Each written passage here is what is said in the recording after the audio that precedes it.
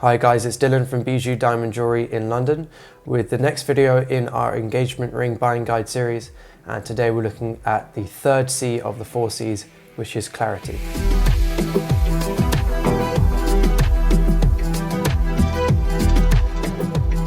Okay, so casting back to a couple of weeks ago when we looked at colour, part of this mini series of the 4 C's.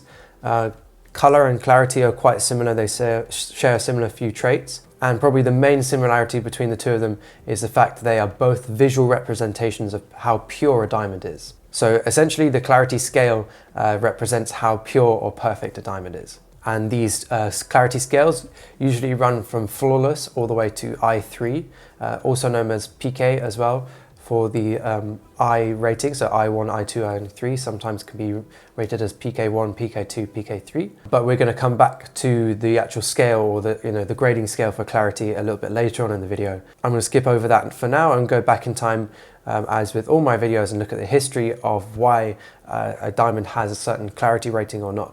So when we go back a few million years to when a diamond was formed, for example the one on screen now, that diamond was formed when there was all sorts of different gases in the air, different elements in that rock at the time. So one of the things that we can see from a diamond as a presence of certain gases is colour, like we said from a few weeks ago, but the other one is actually inclusion, so little imperfections within the diamond can be formed from gases passing through the rock over millions of years, or just different molecular makeup of the atmosphere at that time when the diamond was formed. Inclusions, or the imperfections within a diamond, become its real characteristics. It becomes the DNA of that stone, almost like a thumbprint or a fingerprint of that diamond. And that's also a way that lots of people can identify stones, is actually through their little imperfections and their characteristics.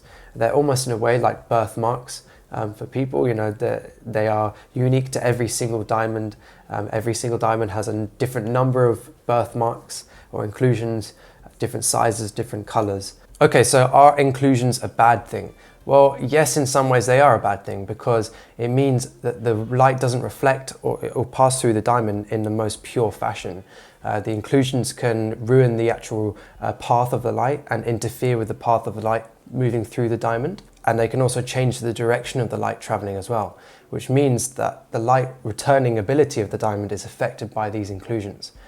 So that means the stone won't scintillate and sparkle, won't give off the same fire or the same brightness that a perfectly or flawless diamond would do otherwise. Another thing that means that inclusions aren't particularly wanted in a diamond is the fact that they can occasionally be seen with the naked eye as well. So when you are looking at a scale, a grading scale, that's done under 10 times magnification with a loupe, but actually certain diamonds are so heavily included or have such prominent inclusions that you can actually see them with the naked eye. So obviously those diamonds aren't particularly desirable.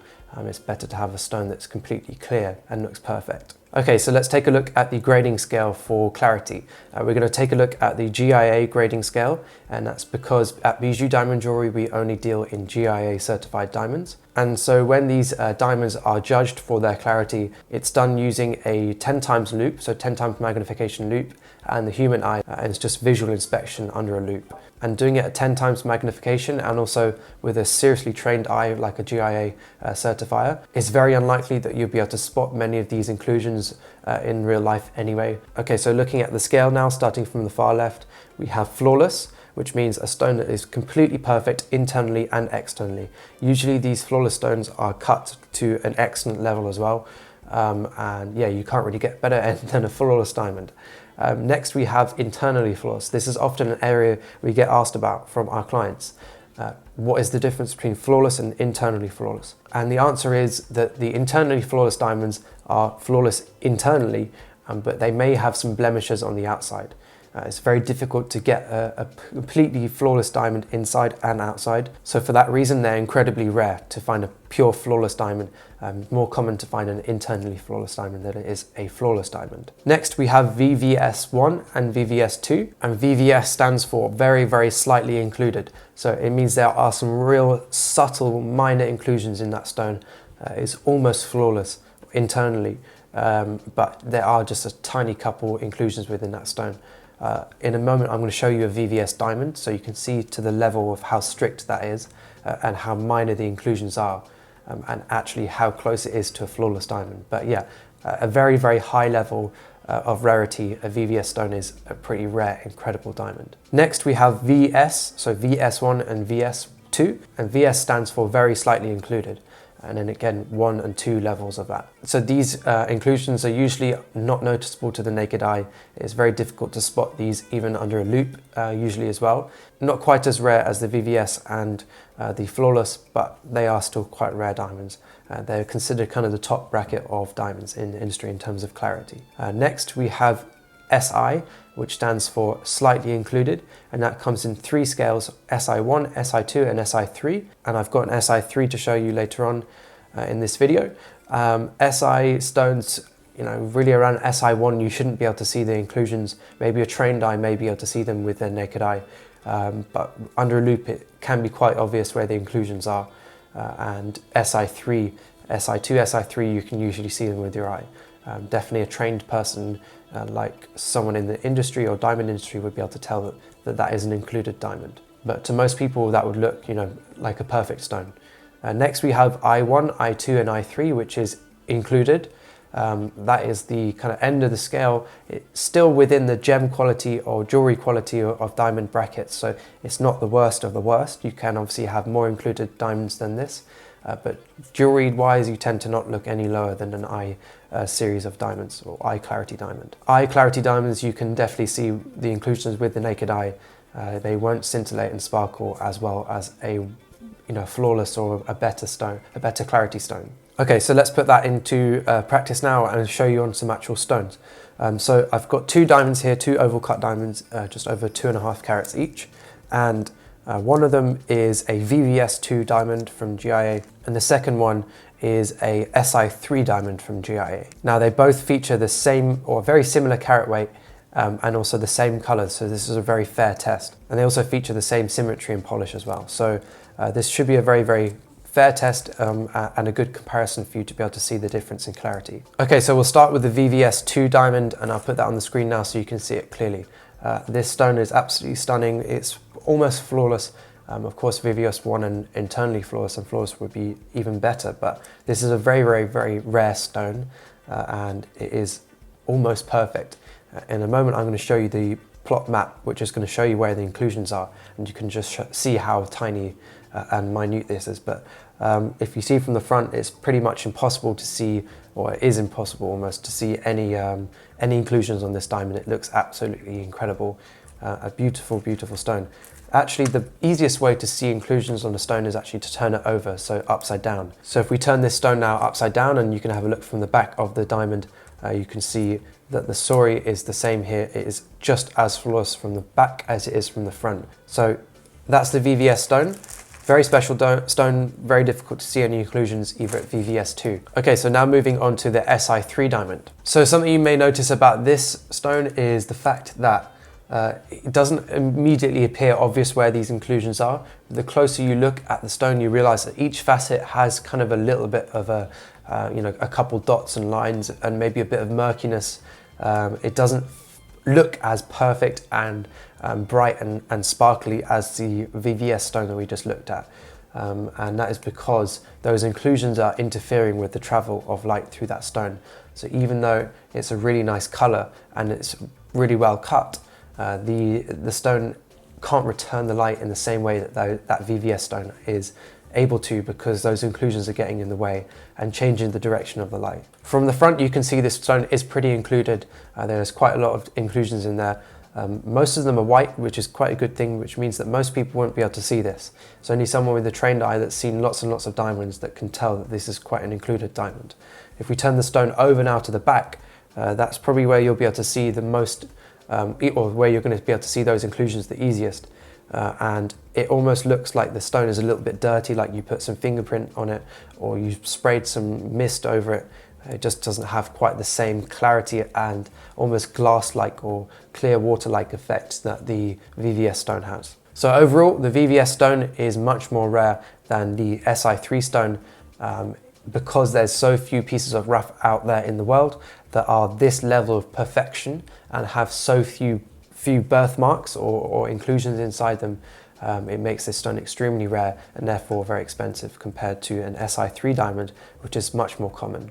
Okay, so let's have a look at the plots now as well, which basically is when you get a diamond report for your diamond, they'll show you where the inclusions are, so they'll map them out, the plotting map, basically map them out on a basic sketch of the diamond and show you where they are.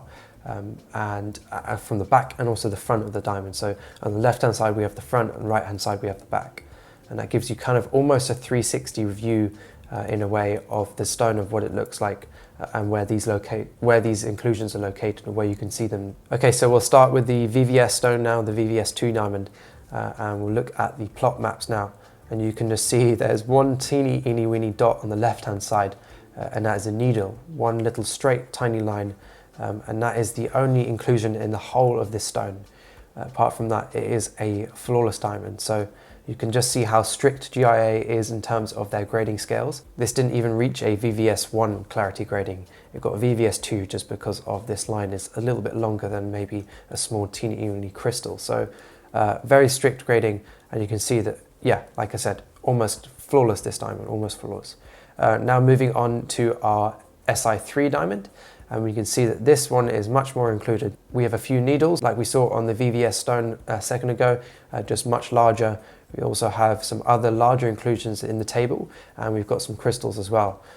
So overall, a much more included diamond, and even though it doesn't look like there's loads of inclusion on this stone here, is quite a heavily included stone, and it's included in quite an unfortunate position as well. That crystal and those other inclusions are right in the center of the table, which means it's really visual, and it's quite hard to avoid or cut or cover up as well. So how do these inclusions affect the diamond? Well, like I said, they affect the light traveling through the diamond, and in certain cases they ruin the light returning ability of that stone, which means it doesn't appear as bright, doesn't appear as sparkly, doesn't have the same scintillation, the same fire, the same spectrum of light coming off of it. It just doesn't have the same special look that a flawless diamond or a VS or VVS stone above has. So it's incredibly important to remember this, that people often actually brush clarity away or to the side and say it's not a major factor, Si stones are fine. Well, actually it does affect the way the diamond looks, not just the inclusions on the stone or what you see on the stone, the speckles of inclusions, but actually it affects the way the light interacts with your eye. And at the end of the day, that's why you buy a diamond, because you want it to sparkle and scintillate and look special. So even though it is one of the lesser important of the gradings within the 4 Cs, it's still something you really need to focus on, and remember it is important. Don't just go for a D color diamond with an excellent cut grading and expect to get a really beautiful scintillating diamond when you've gone for an I stone or an Si stone. You just won't be able to achieve the same sparkle. Inclusions that are not always mentioned are clouds, and they basically make the stone cloudy, which again really adds a nasty sort of haze over a stone, doesn't give it the same sparkle and scintillation that you're looking for. So overall, which of the clarity grades would I recommend? Well, it really depends on the piece that we're creating for what diamond we'll place in that piece. For example, an emerald cut or an Asher cut diamond, they have what's called a step cut in the way they're cut, and it means it almost appears quite glassy, and it's really important to go for higher clarity grades for those types of cuts or shapes, because those shapes really show up inclusions much more so than other shapes.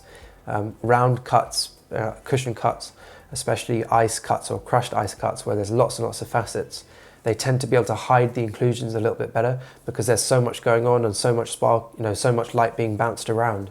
It can help to cover up those inclusions, and your eye is just kind of distracted by the scintillation.